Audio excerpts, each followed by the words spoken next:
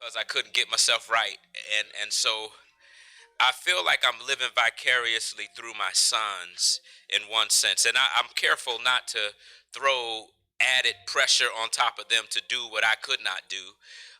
But I was so excited. Some of you saw this on social media yesterday that my boys played their very first basketball game yesterday.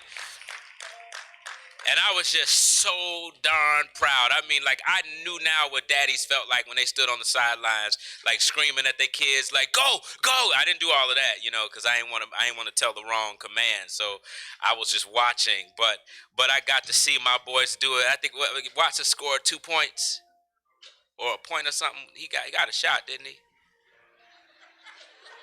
Well, my dad said he got two. I'm gonna say two. Well, they played a good game nonetheless.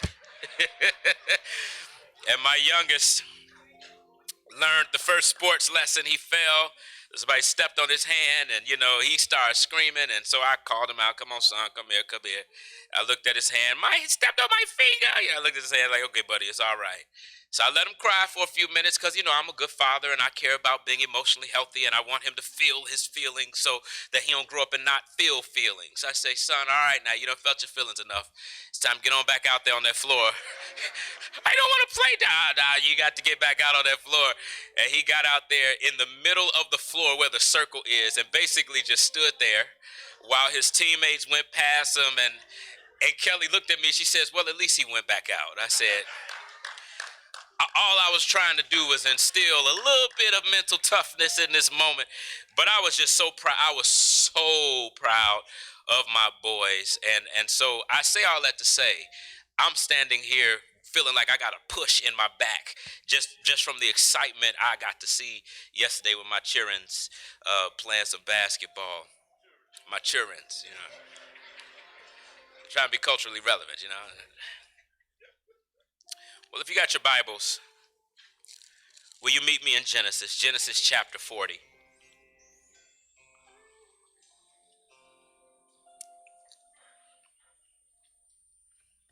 Genesis chapter 40.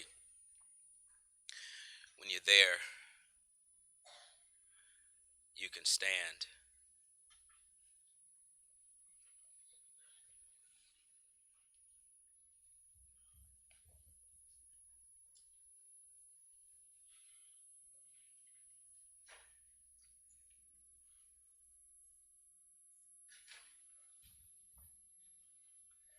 Genesis chapter 40. When you're there, say I'm there. Looking, say still looking. Okay, okay. All right, relax. No need to get testy. Today, while you're still looking, I'll just sort of introduce this thing here. We're going to do something that's a little bit audacious. Today, we're going to cover 2 chapters in a sermon. I see you like, oh gosh. This week, we're going to make it. We're going to make it. Next week, we're going to cover like 8 chapters. It's going to happen because God is with us. When you're there, say I'm there. Looking, say still looking. Because we're covering such a big piece of a narrative, I'm going to read the passages that sort of bookend chapter 40 and the bottom of chapter 41. This is how it reads. Verse 1 of chapter 40. After this, the king of Egypt's cupbearer and baker offended their master, the king of Egypt. Pharaoh was angry with his 2 officers, the chief cupbearer and the chief baker.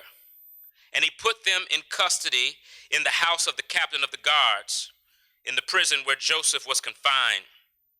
The captain of the guards assigned Joseph to them as their personal attendant, and they were in custody for some time.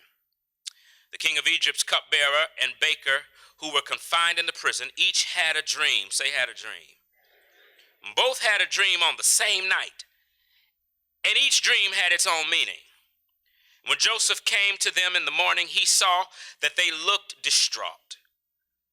So he asked Pharaoh's officers, who were in custody with him of his master's house, why do you look sad today?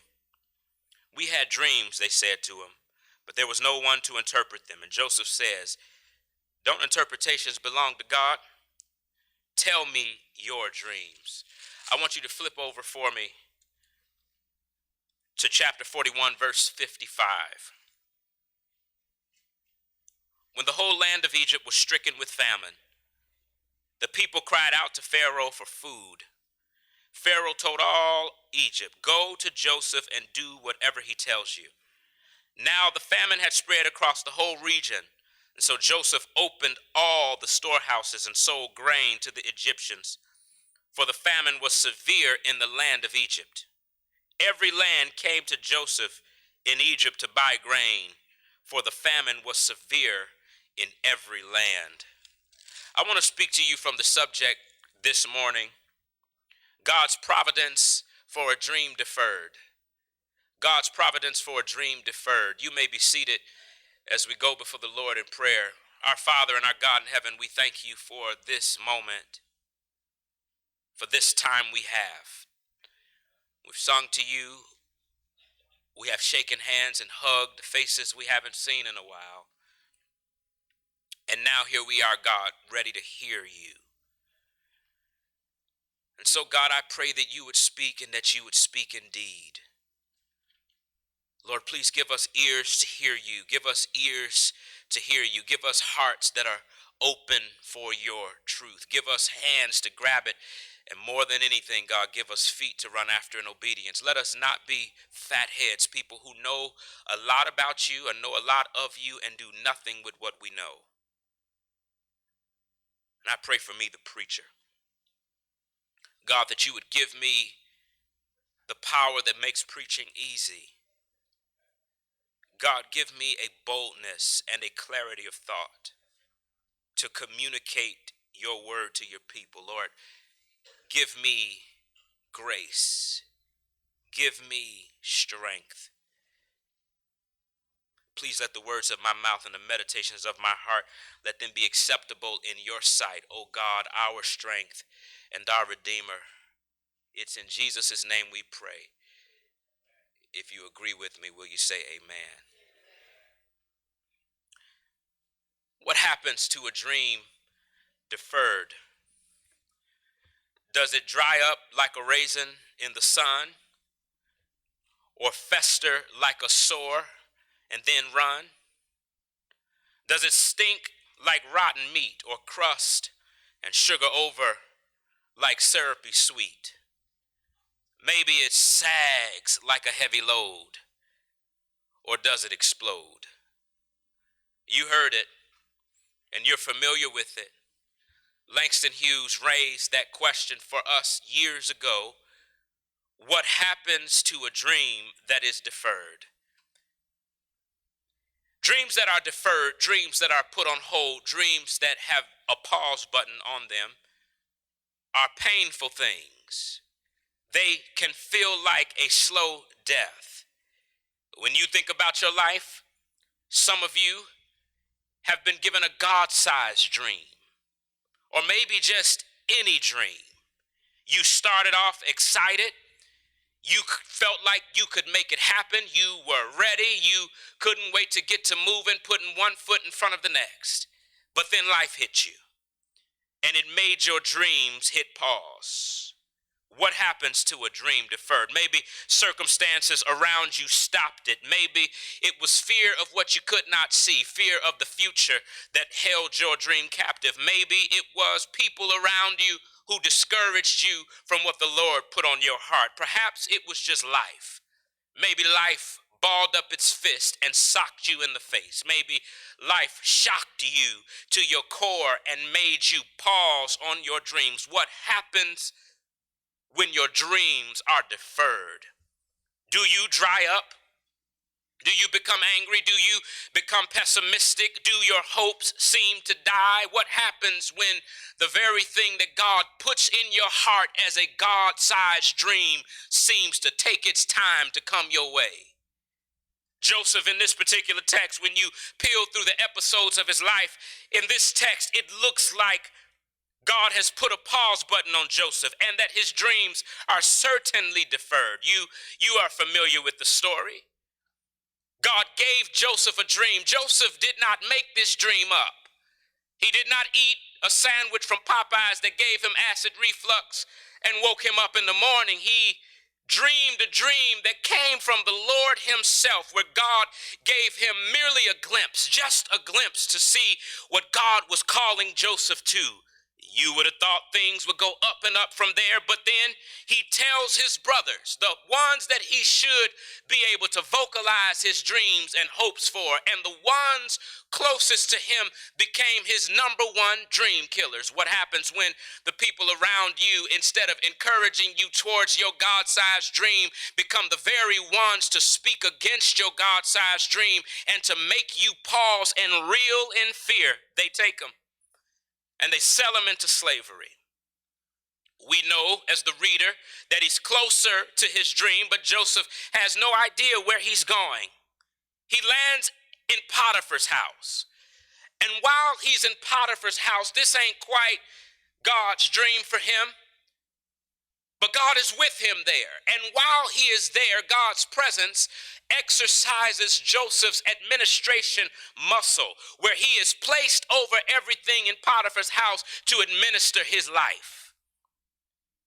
Then Potiphar's wife tests his character, where he is then criminalized and thrown in jail and named guilty even though he was innocent. Can you see him in hopelessness? Little did he know that he pointed a picture to our Savior, who would one day be criminalized by guilty people so that guilty people can be called innocent. Joseph couldn't have seen it.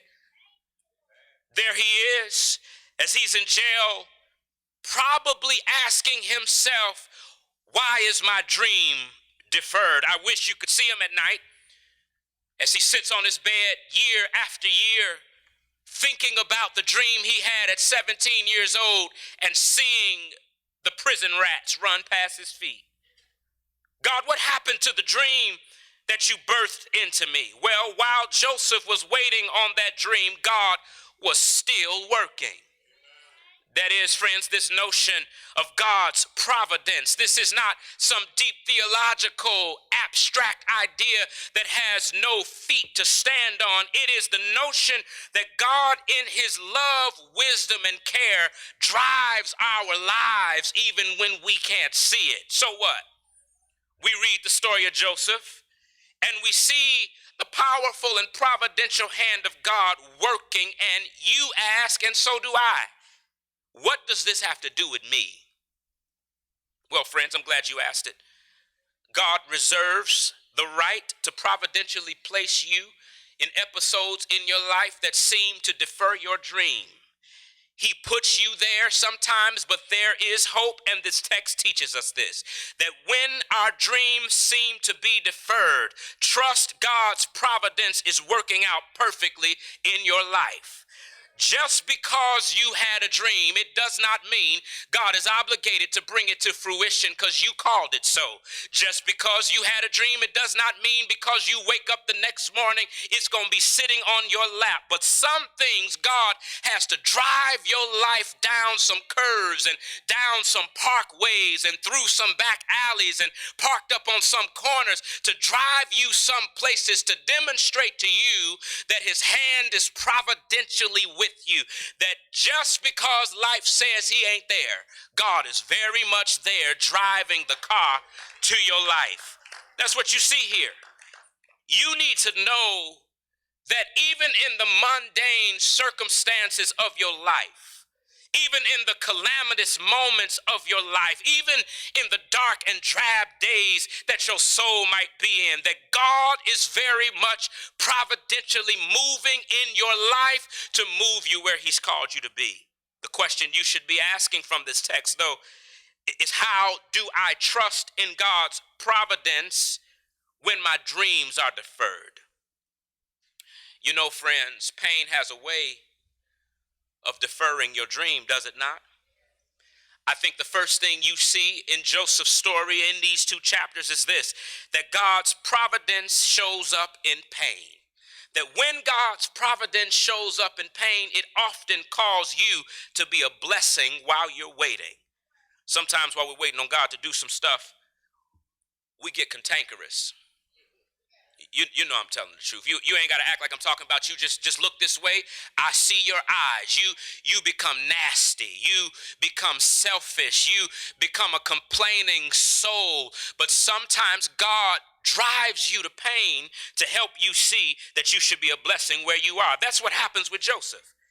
Joseph, while he is in jail, he is the overseer under the warden. He comes across two men who got fired by Pharaoh. These weren't no random men. It wasn't because the baker made a cake he didn't like. It was because the cupbearer was the one who would test the wine to make sure it wasn't no poison in it. More than likely, the baker and the cupbearer got caught up in some larger conspiracy and made Pharaoh mad to think that they were probably trying to kill him. Pharaoh got mad and he fired them and threw them in jail. But while they are in jail, Joseph could have taken the approach, I'm in prison, I've been in prison for a minute, I don't care nothing about none of these people up in here that are my inmates, I'm just trying to do my time and get on out.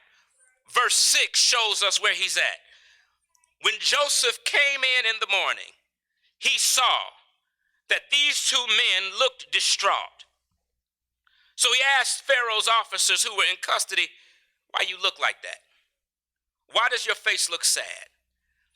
Joseph could have given 5 rips of a feather, but Joseph cared enough to ask what they needed and then to offer help. Though life was a disappointment for him, he did not use his disappointing in life as excuse to be nasty. Talk to me for a minute. Some of you got some people who don't even want to be around you because you look at your life and you feel its disappointment, and all they see coming out your mouth is nastiness. They never see kindness. They never see grace. They just see your putrefaction. Just because life is hard for you does not give you right to say I'm gonna be nasty to everybody around me. But when God puts you there, it's for a reason. You see Joseph's reason. In verse 8, he says, don't interpretations belong to God? They had 2 dreams that had him up at night. And Joseph says, tell me your dream.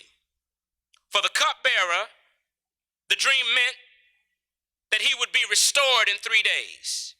For the baker, the dream meant that he was going to die. God had been speaking to these men, and God spoke this dream to them. And Joseph, who never had the gift of interpreting dreams, now has the ability to interpret dreams for someone else's good. Here it is, friends. God's providence might lead you to a place of pain, but that ought to still lead you to bless people. I told you the story of Wilson Good and his mother. They were in poor rural North Carolina when a white hobo showed up at their house in the Jim Crow South.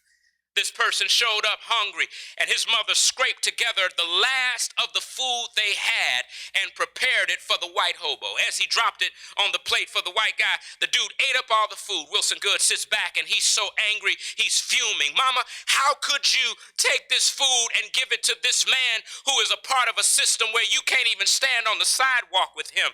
Wilson Good learned a lesson there. Just because we are in distress and pain, God has provided a way for us to be a blessing to those that are around us. Let me talk to you for a second. You may not like where God has you. You may hate your job. You may think your family's crazy. You might not like where you live, but where God has planted you, he expects you to bloom where you are planted. I hate my job. I can't wait till I can leave and go start my own business. Well, God, for whatever reason, hasn't given you the door out for that. He has sent you there to be a blessing to people around you. This means you got to touch folks near you. You got to be serving people near you. Love people near you. Be open for God to use you where you are. God in his providence sends you to places of pain so that the pain can muster something in you to say that just like my Savior could experience pain and distress, and his pain would be a blessing for us, I'm going to let my pain be a blessing for somebody else. God has you where you are for a reason. God has you in the holding pattern where you are for a reason, because the life that he is touching through the power of the gospel is intended to be a blessing somewhere else. I had to ask permission from Sister Corny because I put her out there in the first service and I didn't get permission, but she gave me permission to do it. I love when I went to go see her in the hospital one day. She was in the hospital. She had just had some heart issues. And I walked up in there all somber in the face like, oh my God, what is going to happen here? And she said, you know what, Pastor? It's up to God. It's all in his hands, because God must know that he got somebody at Northwestern for me to share Jesus with. You can look all mad and be discouraged about your station in life, but God has you where he has you because his providence in your pain is intended to be a blessing for someone around you. That'll change how you see your stuff, won't it? You won't complain as much. You'd almost rejoice because you would understand that God is working in your misery. Not only is there providence in pain, but when you feel pain, here's another honest moment. I know you're in church and you came here with your church mind on, and you looking good today, and you don't want to admit this because somebody looks up to you and you feel like you got to be a rock, so just stare at me. When you feel like your life is miserable, you can feel like you're forgotten by God. I know nobody wants to admit it. I'll point to myself. When it feels like life is tough and my dream is deferred, it can feel like I am forgotten by God. But there is providence in the Passover. That means when you feel forgotten, you are not forgotten by God. Joseph had to feel this. Joseph blessed one of the cupbearers. Joseph didn't have a dream in jail, and no interpretation of no dream blessed him in that moment. But he blessed this cupbearer.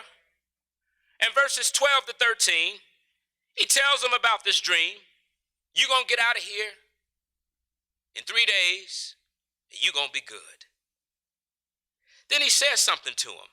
Verse 14, he says, but look, when you get out of here, remember I was the one with you. Show kindness to me by putting in a good word with Pharaoh to get me out of jail. He says, I was kidnapped from the land of the Hebrews, and even here I have done nothing that should put me in the dungeon. Joseph says, I have been a victim my whole life.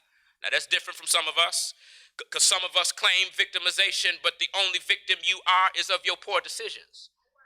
Joseph did nothing to get him there. All Joseph did was share his dream with family.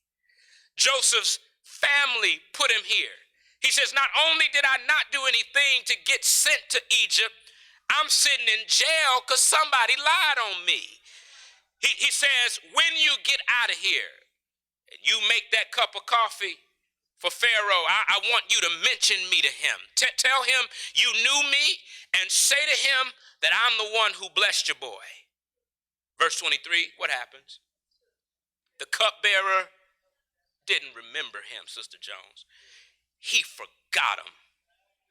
Now you would have thought that the one person who told you what God was going to do, and then you saw it happen, you'd remember that?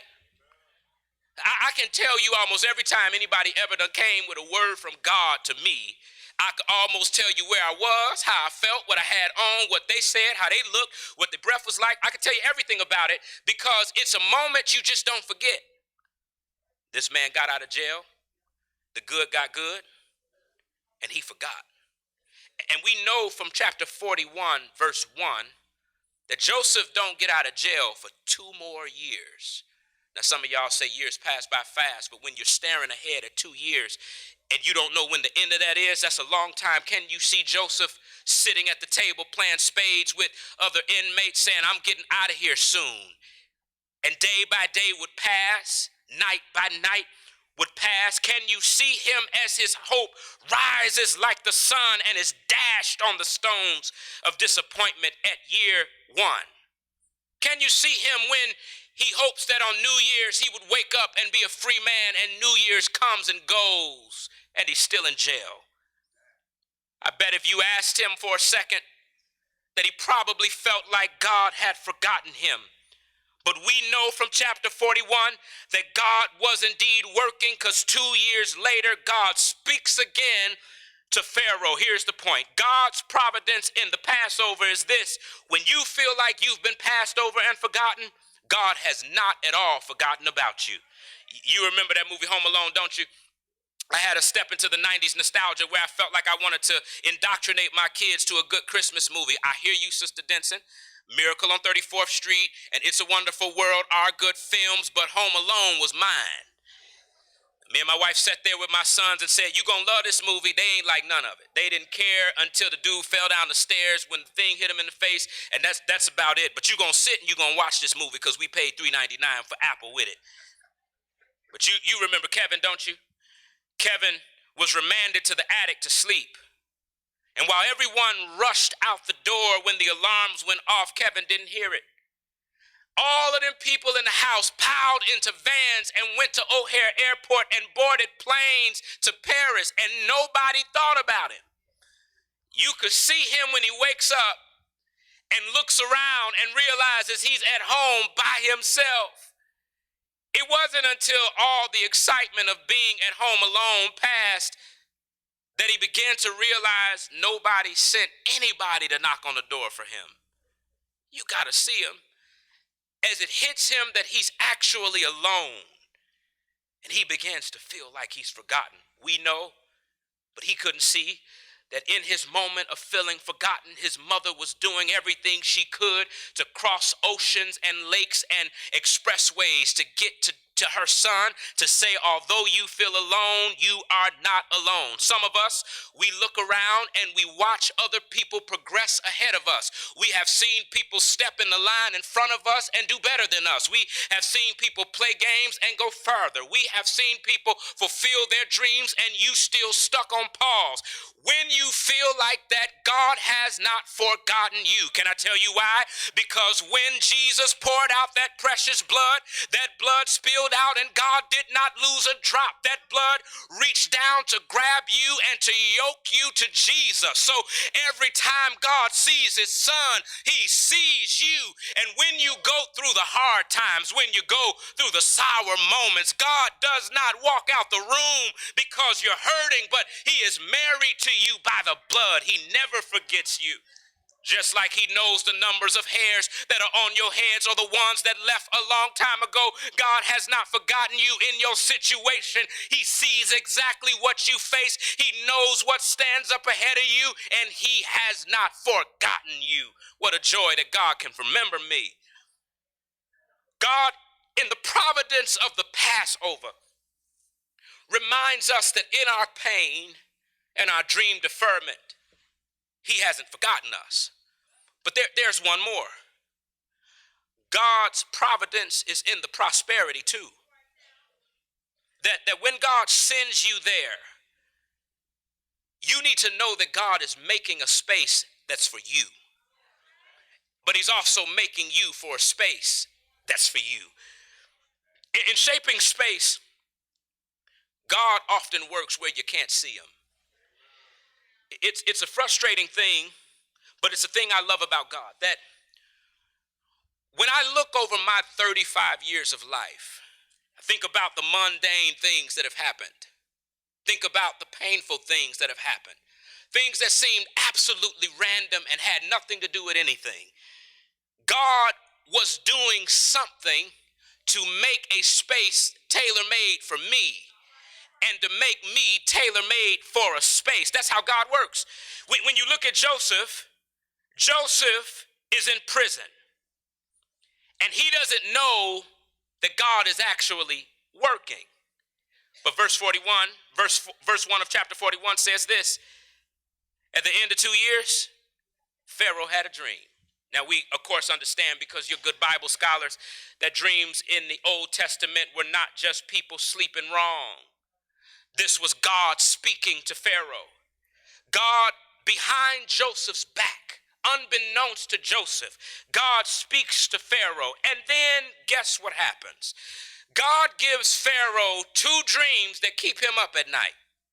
He gets up And he looks around, and in verse 8, he couldn't find anybody to tell him what those dreams meant.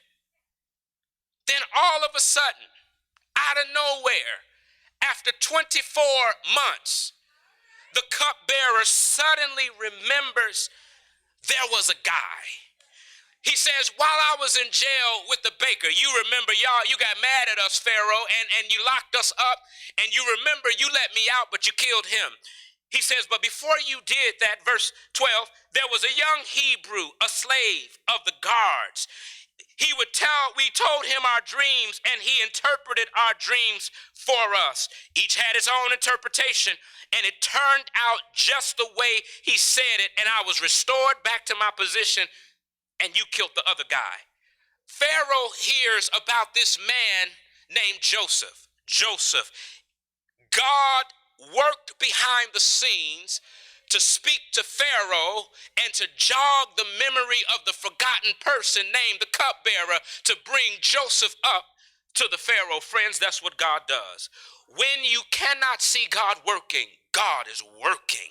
While you stand looking at closed doors, mad, feeling like God done dropped you, perhaps God is opening another door around the corner that you cannot see. Well, maybe the pit is in front of you.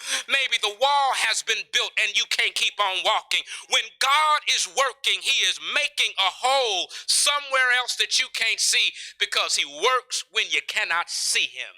The scripture says that God neither sleeps nor he slumbers. He doesn't need your advice, that while you rest, God is working it out. That's a word for somebody. You need to chill with your anxiety. You need to chill with your fear, because while you are sleeping and not looking, God is working. You mad that person done walked out your life and left you hanging, and you don't think anything is coming from it. While you cannot see it, God is working. You are mad at that doctor's report, and you can't believe that after all the good you've done, God would allow this to happen to you. While you are sleeping, God is working. That's how he does it. He works where we can't see him to create space for us. But in making this space, he is making a space that only you can fill. In fact, take your finger and point to you. It's a space that only you can fill. Joseph is brought quickly to Pharaoh. That's something. Sometimes when God moves and all the stars are aligning, your window of opportunity comes quick. That means on one hand, you need to be prepared when God is opening that door. Because sometimes when God opens that door, he don't give no warning. It just happens. Can you see Joseph as he's in jail? And all of a sudden the guards come in and yank him off of his bed, and they thrust him into a space to clean him and to shave him and to change his clothes. He has no clue where he's going. And suddenly he's thrown into the throne room of Pharaoh. This African king who's sitting on his throne looks at Joseph in the face and says, Joseph, I had two dreams. I had one dream where there were 7 fat cows, and then 7 skinny ones came and ate the fat, and we couldn't tell the skinny ones had a meal. He says, then I woke up and said, oh my God, that's crazy. And then I rolled back over and fell asleep. And then, Joseph, I had another dream where there were 7 heads of grain. Then 7 other malnourished grains that had been scorched by the sun came and consumed the 7. And he sits back down. Joseph sits before him and he says, God is the one who can give you the interpretation to this dream.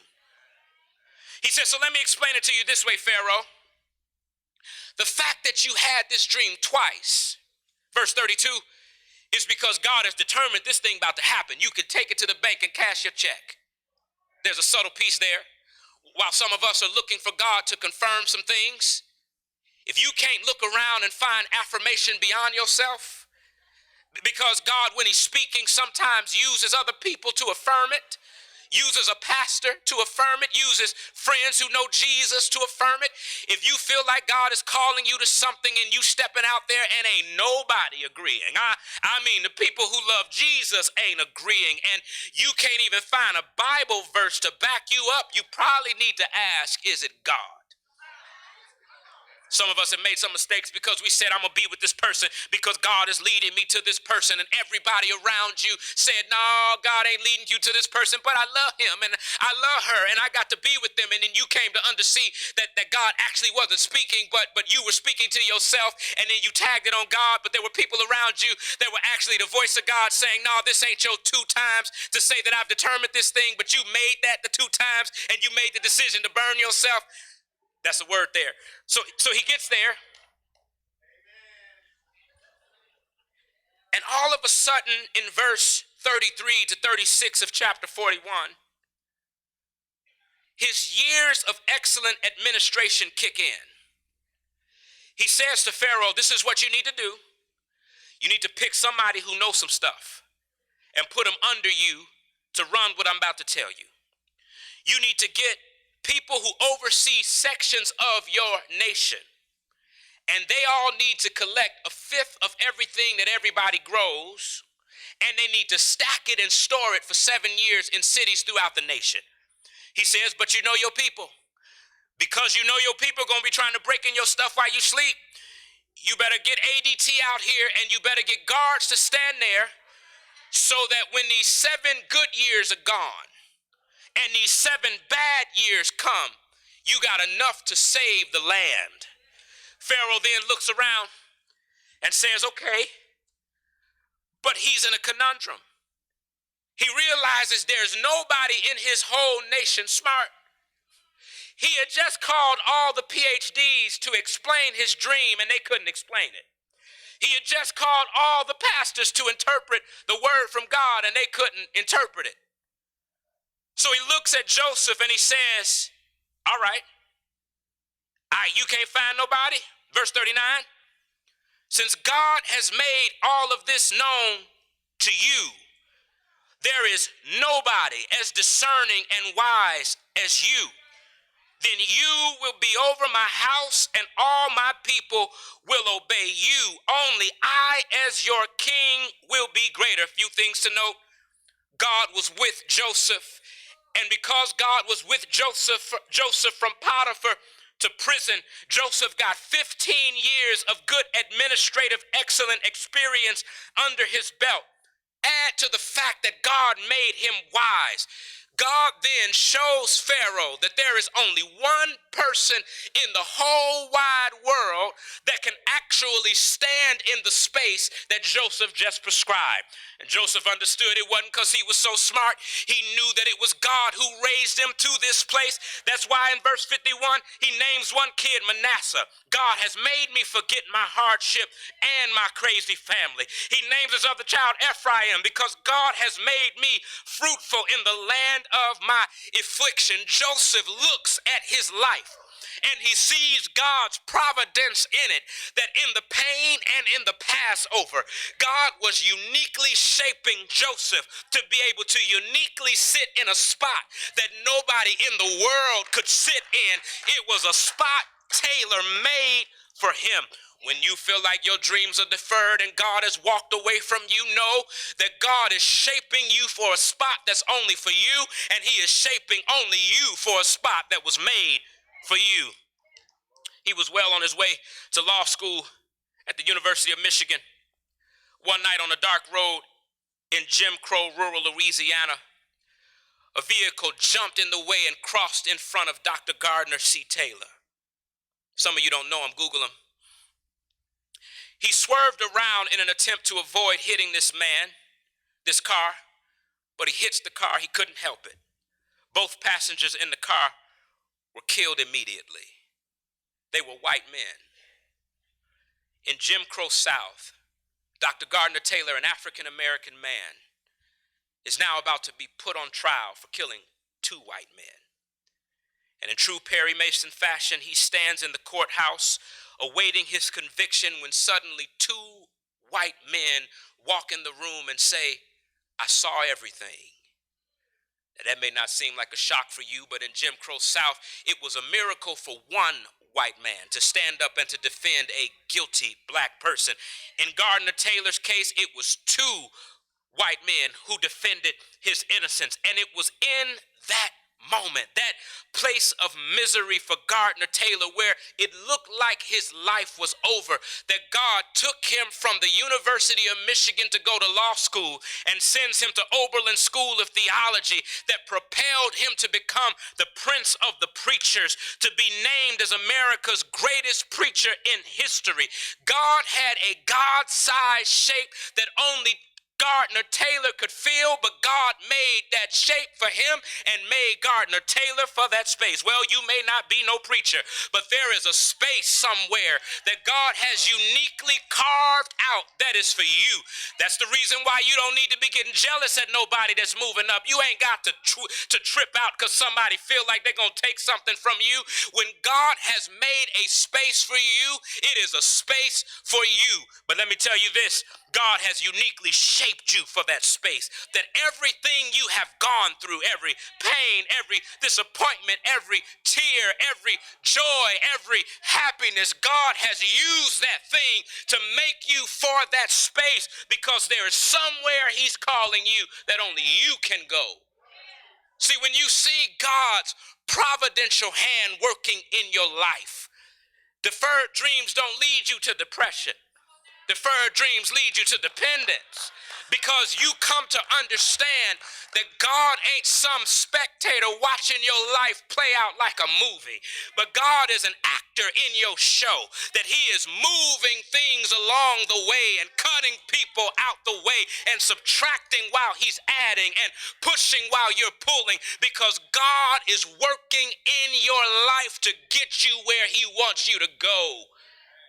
When you see that, your deferred dreams don't mean end of life for you. Your deferred dreams lead you to God. When I talk about God, I ain't talking about somebody weak like you. I ain't talking about somebody who can't control the circumstance. I'm not talking about somebody who don't got power. It's the same power that raised the dead Jesus from the grave. It was the same power that took your sin and my sin and strapped it on the back of Christ. It's the same power that made all that you see out of nothing. It's the same power that caused things to be what you think they could never be. It's the same one who speaks and the word comes back to him accomplishing what he sent it out to do. The God who made it all is driving your life. You need to know that. You need to know that. That'll keep you from feeling like you got to give up every week. That'll keep you from feeling like life is over every month. That'll keep you off the scales of collision because you feel like things ain't working right for you. That'll keep you in your seat because God who drives your car doesn't go to sleep at night. Ain't it a blessing that when you get tired and you get weak, God is just rounding up. Just when you feel like you ain't got it, God is still working that thing out. When your dreams are deferred, trust that God's providence is working perfectly in your life. Can I make it a little more plain and I'm done? When you're disappointed because somebody left you, maybe God is working. When that pink slip gets dropped in your box and you feel like life is over because you can't pay your bills, perhaps God is working. When the doctor tells you something you did not want to hear, instead of feeling like my life sucks and God has walked out the room, maybe God is working.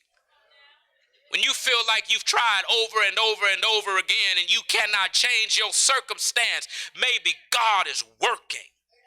When you feel like you got to give up because all that you've brought to the table has proven a failure, maybe God is working. God's providence works impeccably. It works perfectly in your life, and it just takes you to see it. But you want to know proof? Take your glasses and flip them back and look at your life.